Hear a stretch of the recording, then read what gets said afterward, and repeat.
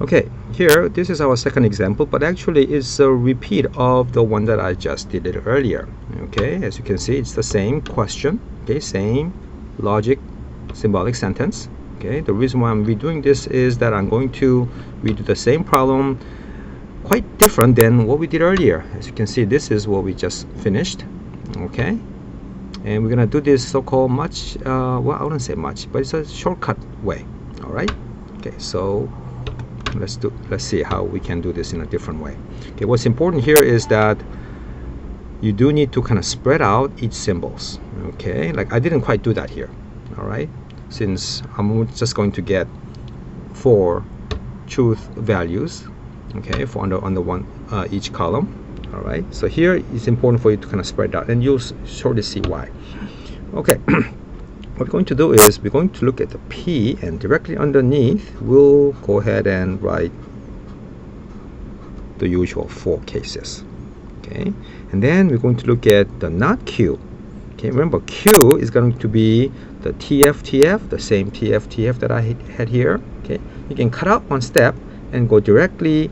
What would be the negation of that? Remember, negation is probably the simplest of all the rules. So here it's going to be, instead of TF, we're just going to go directly FT. All right.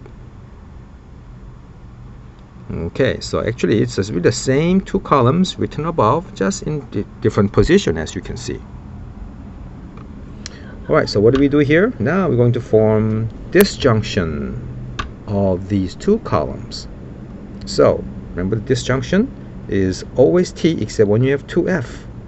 And if you look at the 4, it's only the case 3 that you got the F. So that's the only one that's going to give me the F, and the others will automatically going to give me the T, since the case number 1, 2, and 4 got at least 1 T.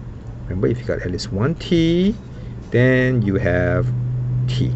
Okay, so case 1 there's 1 T, case 2 there were 2 T's, case 4 there was 1 T. It's just the case 3 that there were no T's. That's why we got the F. Okay, remember that column actually is the, if you compare, the 3rd column that we had here, right? Okay, and we're almost done. Now what we need to do is form the negation of this column. All right, so that's going to be just opposite of TTFT, which should be FFT. F.